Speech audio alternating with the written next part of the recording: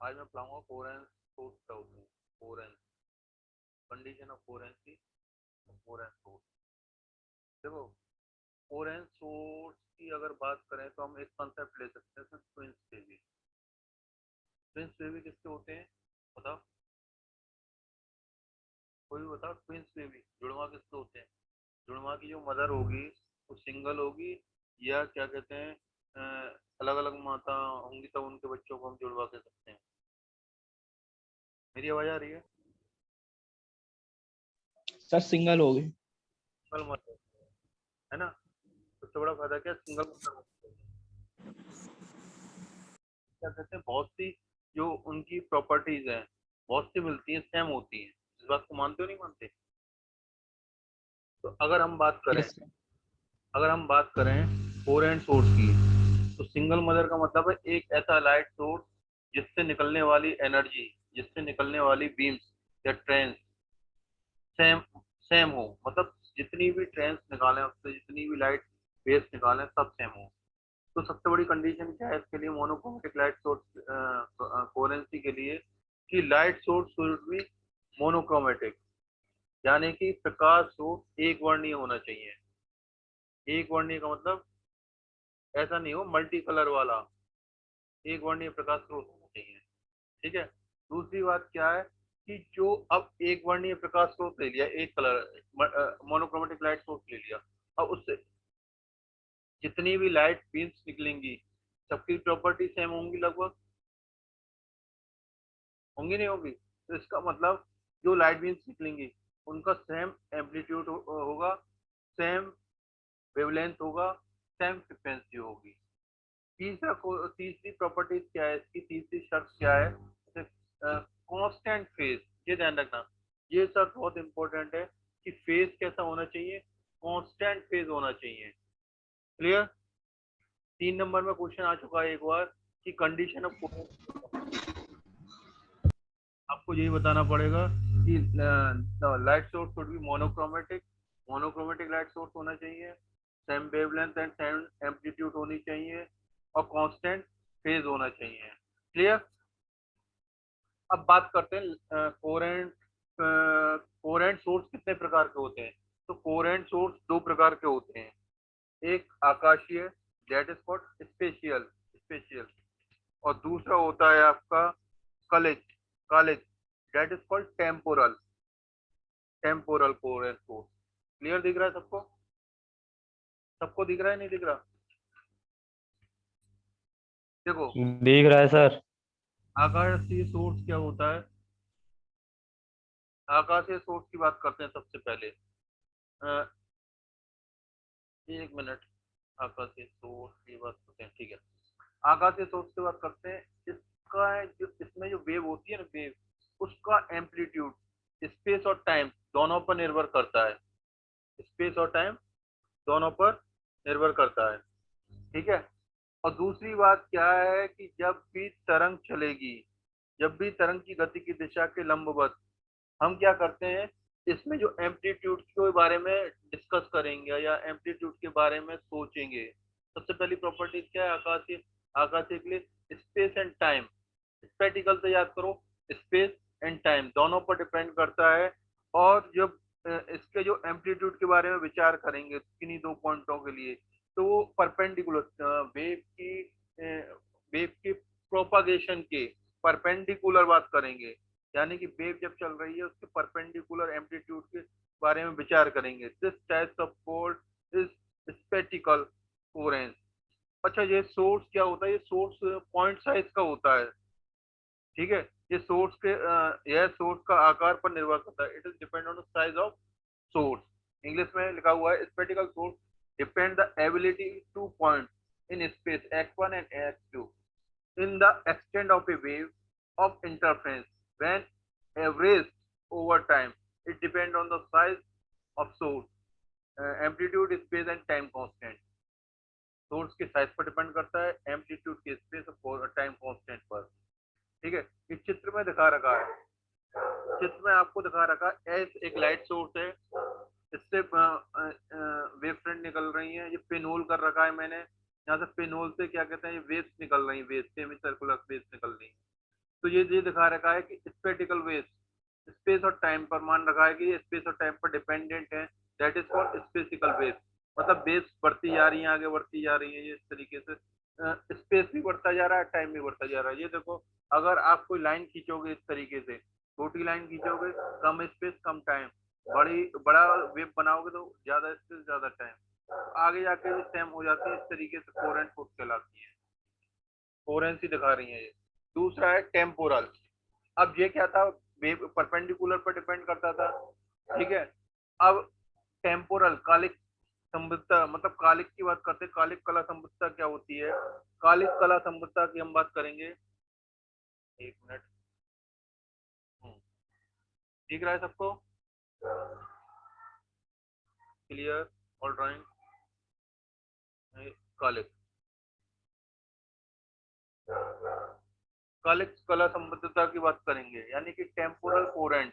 अब देखो temporal coherent क्या होता है, टेम्पोरल कोरेंट जो होता है वो समय और फेज, समय और फेज दोनों पर निर्भर करता है। टेम्पोरल कोरेंट समय और फेज दोनों पर निर्भर करता है, जबकि ये क्या था, एम्पलीट्यूड और स्पेस तथा टाइम, यानी कि जो वेव का एम्पलीट्यूड था वो स्पेस और टाइम पर निर्भर करता था, कौन सा, आकाशीय का।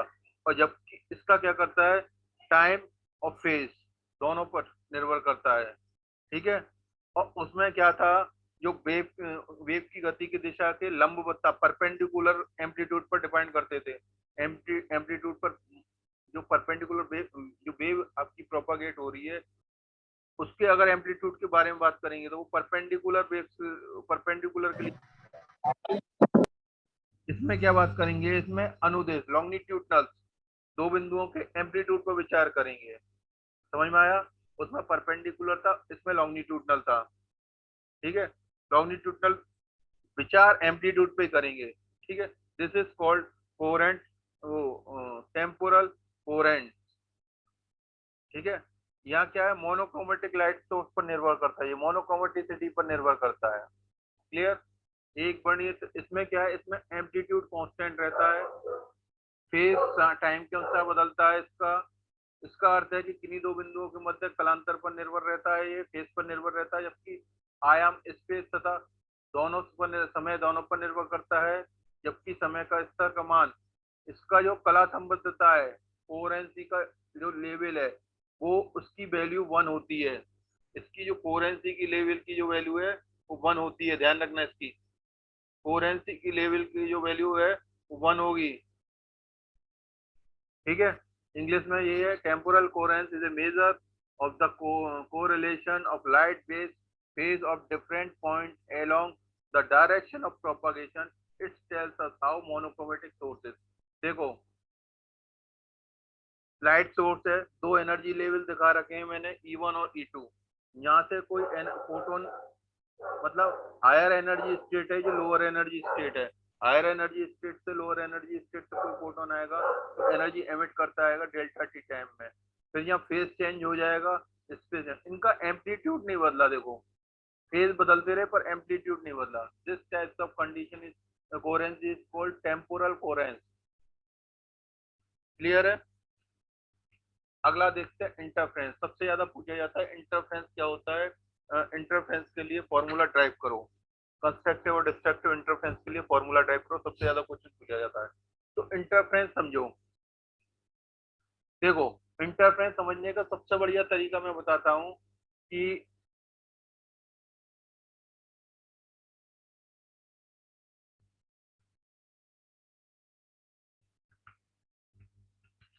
इधर देखो, ये क्या है, लाइट वेव से, अच्छा एक बार बताओ तुम मुझे, ये लाइट वेव से, ये एम्पलीट्यूड है। अच्छा कोई भी बताओ, जब दो मित्र, उपाध्याय, उपाध्याय, पंकज उपाध्याय, अपना वो बंद कर कैमरा, नेटवर्क प्रॉब्लम हो जाएगी, बताऊँ, सिग्नल प्रॉब्लम हो जाएगी बेटा। पंकज अगर मेरी आवाज सुनना है कैमरा बंद कर लो, ठीक है। देखो अब सुनो, पहले इसको समझते हैं, अगर इसके बाद भी समझ में नहीं आएगा तो हम समझेंगे। ये क्या, एक बेस है, ठीक है। ये लाइट सोर्स है, मोनोक्रोमेटिक लाइट सोर्स है, इस लाइट सोर्स से निकल रही है, ये बेस इस पर आ रही है, तो इस दूसरा पिन होल मैंने क्या कर लिया, यहाँ कर लिया, तो this is this pin hole. अब यहाँ से जो बेस निकलेंगी, दिस, ये दूसरी बेस से एम्पलीट्यूड लगभग लगभग सेम, एम्पलीट्यूड सेम रहेगा, समान आयाम की निकलेंगी, फेज बदलेगा, फेज कांस्टेंट रखेगा। यहाँ जो फेज है वो फेज आपको यहाँ मिलेगा, देखो ये वेव है, वो फेज यहाँ मिलेगा, तो ये फेज सेम रहेगा। तो ये देखो कि अगर दोनों वेव्स हैं, ठीक है, ये मेरी दो वेव्स हैं, that is waves one, that is waves two, clear. अब ये वेव्स क्या कर रही हैं, एक दूसरे पर सुपर इम्पोज्ड कर रही हैं, अध्यारोपित हो रही हैं, ध्यान रखना, अध्यारोपित हो रही हैं, वेव कभी क्रॉस नहीं करेंगी एक दूसरे को, वेव कभी क्रॉस नहीं करेंगी एक दूसरे को, सुपर इम्पोज होती हैं। जब ये वेव सुपर इम्पोज होंगी तो ये क्या है, सी टू सी, और ये टी टू टी, जब क्रस्ट से क्रस्ट मिलेगा तो डेट इंटेंसिटी हाई के सुपर इम्पोज होने के कारण इंटेंसिटी हाई होनी चाहिए, हाई होगी, और ये इंटेंसिटी मिनिमम होगी, डेट इज इंटेंसिटी मैक्सिमम, और ये इंटेंसिटी मिनिमम, यानी कि रीडिस्ट्रीब्यूशन ऑफ इंटेंसिटी। आपकी जो लाइट बेस हैं उनकी क्या कहते हैं, जो इंटेंसिटी है उसका redistribution of intensity is called, क्या कहलाएगा, interference, this phenomena is called interference, clear. अब देखो इंटरफेरेंस कितने तरीके के होते हैं, दो तरीके के। अगर इंटेंसिटी मैक्सिमम है तो पॉइंट क्या मिलेगा, ब्राइट, इंटेंसिटी मिनिमम है तो हमें क्या मिलेगा, डार्क, क्लियर। तो पहला देखो कंस्ट्रक्टिव, कंस्ट्रक्टिव इंटरफेरेंस होता है, कंस्ट्रक्टिव का मतलब है जब इंटेंसिटी मैक्सिमम है, पॉइंट मिलेगा ब्राइट, ब्राइट मिलेगा तो आशा होगी, आपका संरचना होगी, तो इसे कहते हैं संपोषी, संपोषी व्यतिकरण। तो this types of interference is called constructive interference, संपोषी व्यतिकरण। अब जब हमारी क्या कहते हैं इंटेंसिटी मिनिमम है, यानी कि डार्कनेस है, तो ये क्या है, डिस्ट्रक्टिव, विनाशकारी है, that is destructive, destructive interference, that is विनाशी इंटरफेरेंस। तो हमने क्या सीखा, इंटरफेरेंस कितने तरीके के होते हैं, दो तरीके के, ठीक है। तो देखो पहले समझते हैं इंटरफेरेंस, समझ में आया। इंटरफेरेंस क्या होता है, जब प्रकाश स्रोत से निकलने वाली दो समान फ्रिक्वेंसी की तरंग, यानी कि लाइट सोर्स कैसा होना चाहिए हमारा, मोनोक्रोमेटिक लाइट सोर्स होना चाहिए, ठीक है, एक दूसरे पर क्या होती है, अध्यारोपित होती हैं। तो इस प्रकार की जब अध्यारोपित होती हैं तो उनकी इंटेंसिटी का क्या होगा, रीडिस्ट्रीब्यूशन होगा, रीडिस्ट्रीब्यूशन होगा, तो this redistribution is called interference, व्यतिकरण। तो the phenomena of redistribution of light energy in a medium on account of superposition of light waves from two coherent sources called interference. Clear? There are two types of interference. Number एक constructive interference, यानी कि जब आपकी wave same phase में होंगी, same phase में होंगी, intensity maximum होगी और फेज डिफरेंस मल्टीपल होगा टू जीरो और टू पाई के बीच का, तो ध्यान रखना हमेशा कंस्ट्रक्टिव होगा और वहां ब्राइट पॉइंट मिलेगा, दैट इज कंस्ट्रक्टिव। और जब अपोजिट फेज में होगी, आपका क्या कहते हैं, जो वो होगा, इंटेंसिटी न्यूनतम होगी और आपका फेज 180 और पाई का मल्टीपल होगा, विषम का मल्टीपल होगा। तो this type of interference is called destructive interference, destructive interference. जैसे कि ये है दो फेज अपोजिट फेज में, तो जब इन्हें क्या कहते हैं, रिजल्टेंट क्या है, डार्कनेस, रिजल्टेंट क्या है, देखो डार्कनेस, स्ट्रेट लाइन में कोई इंटेंसिटी नहीं है, तो दिस इज कॉल्ड आपका डिस्ट्रक्टिव इंटरफेरेंस, विनाशी व्यतिकरण। अब इसको ग्राफिक्स के जरिए समझते हैं, ग्राफिक्स के जरिए समझते हैं, ठीक है।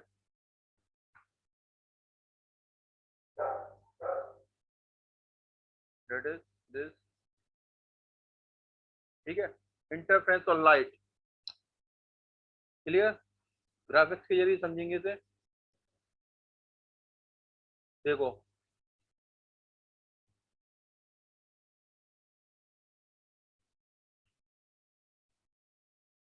ये क्या है, एक मोनोक्रोमेटिक लाइट सोर्स है। ठीक है, इसके आगे मैंने दो स्लिट लगा रखी है, ए और बी। अब इस लाइट सोर्स से क्या होगा, लाइट निकलेगी। जब लाइट निकलेगी इस लाइट सोर्स से, तो देखो ये क्या है, हाइगेंस के अनुसार वेव फ्रंट है या सेमी सर्कुलर वेव्स हैं जो निकल रही हैं। तो ये जब लाइट सोर्स, अगर मैं बीम की इसकी बात करूं, देखो अगर मैं इसे वेव फॉर्म में लूं तो ये वेव इस फॉर्म में निकलेगी। देखो इस फॉर्म में होनी चाहिए वेव। ठीक है, दैट इज दिस, ये कंडीशन है। क्लियर? तो ये इस फॉर्म में वेव्स आएगी हमारी। अब देखो आगे, तो ये क्या है, उस पिन होल में से जब हमारी लाइट निकलेगी, लाइट, तो ये डॉटेड दिखा रही है, ये जो डॉटेड दिखा रहे हैं डेट इज टी, ट्रफ। और ये जो कंप्लीट लाइन है that is crust. Clear? That is crust, this is crust and this is trough. ठीक है, आगे देखो,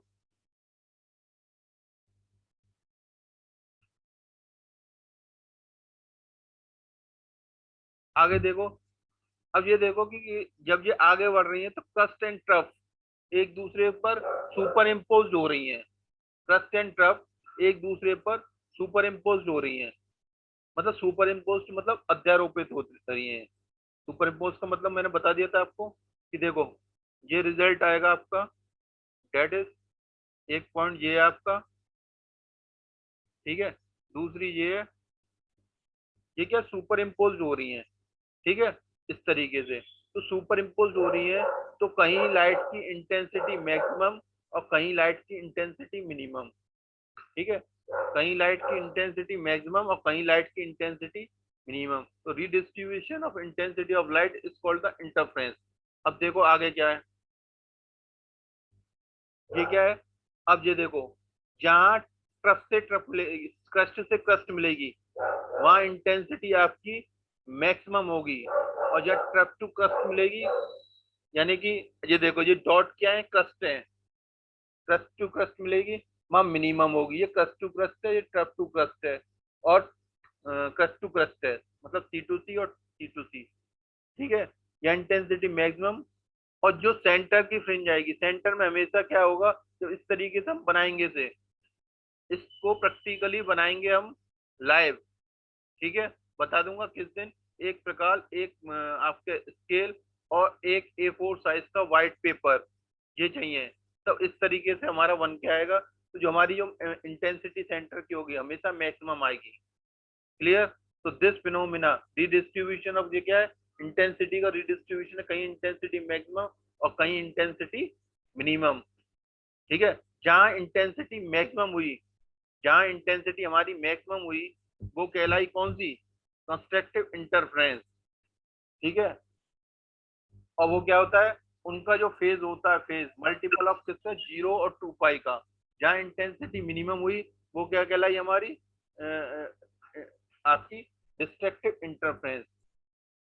फेज क्या होता है, 180 या पाई का मल्टीपल। ठीक है, तो देखो ये कहता है, डेफिनेशन कहती है the redistribution. Clear all time? Definition कहती है the redistribution of intensity of light on account of the superposition of two waves is called interference. On account of the superposition of two waves is called interference. Clear? व्यतिकरण clear है सबको समझ में?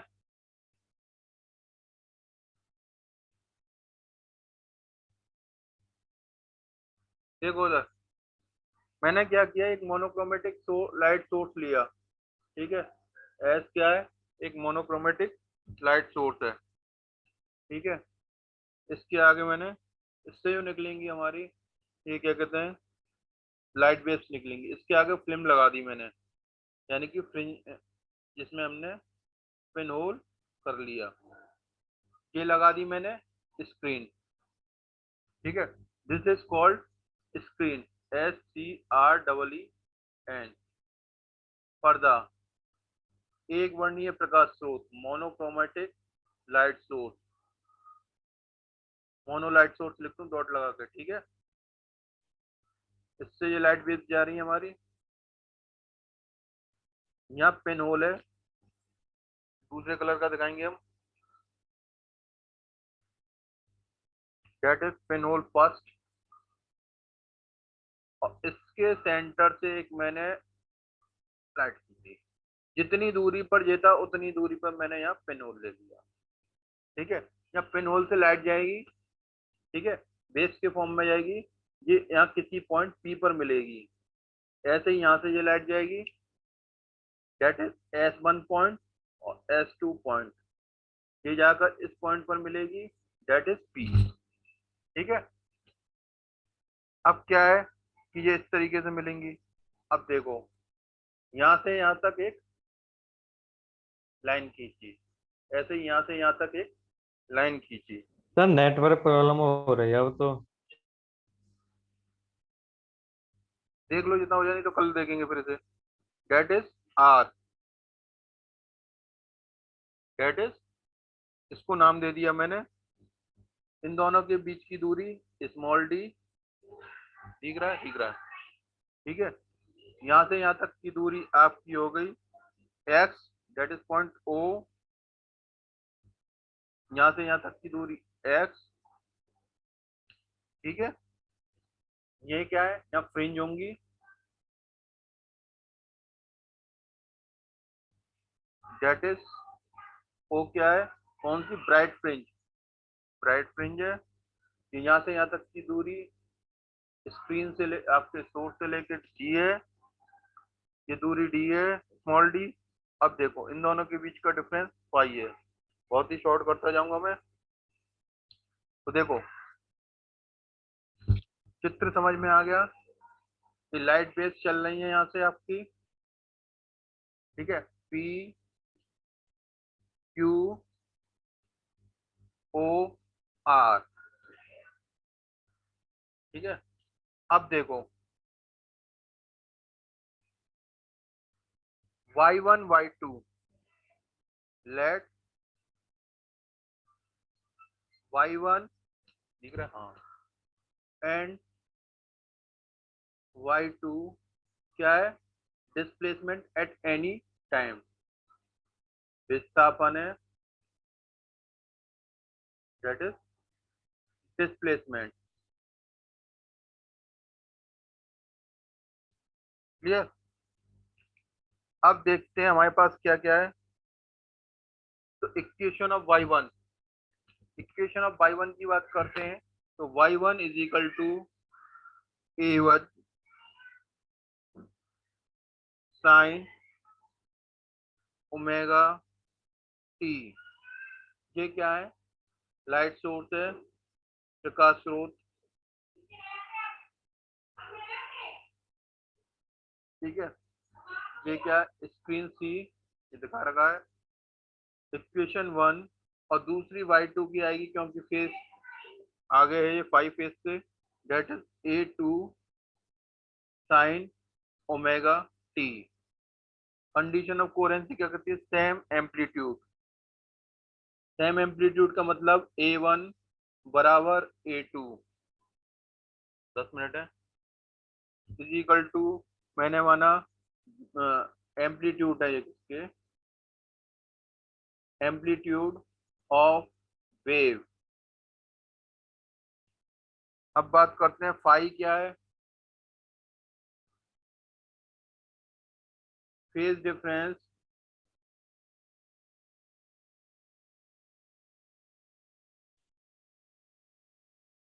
मतलब कलांतर between both waves, both waves, दोनों तरंगों के मध्य कलांतर है, omega upon 2 pi frequency of every wave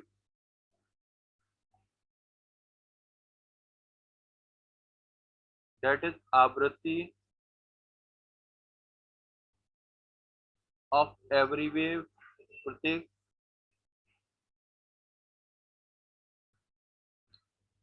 तरंग की, देन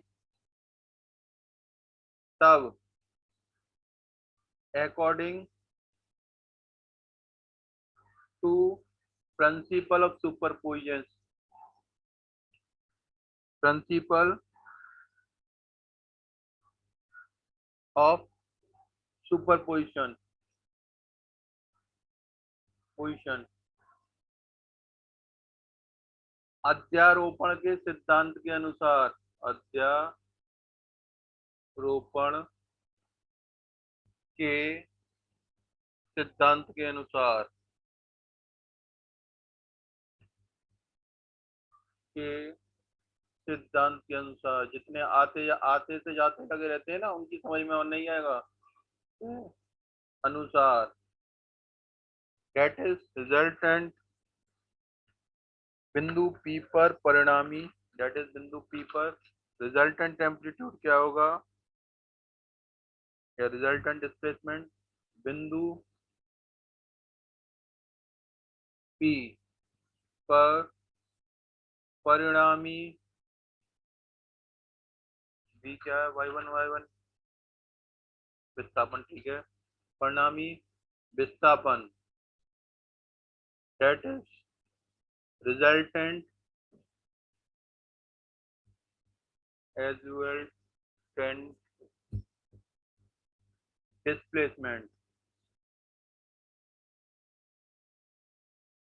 तो y is equal to y1 plus y2, ठीक है। तो हमने क्या करा, y1 और y2 equation from 1, put y1 and y2 from equation 1 and 2, तो y is equal to, ये आएगा a1 sin omega t plus a2 sin omega t plus five, ठीक है। टाइम कितना रह गया, 5 मिनट, ठीक है। इसे सॉल्व करोगे, ये आएगा a1 sin c plus d का फॉर्मूला लगा दो इसमें, इतने पोर्शन में, a1 sin omega t plus a2 sin omega t cos five plus a2 cos omega t dot sine five. तो ये क्या हुआ, ये this is the equation solve, y is equal to आ जाएगा साइन ओमेगा t कॉमन ले लो, a1 plus a2 cos five plus cos omega t a2 sin five, that is equation 3, ठीक है। Let a1 plus a2 cos five is equal to a cos five और a2 sin five is equal to a sin five, that is 4 and that is 5। समीकरण 3 व 4 से समीकरण put the value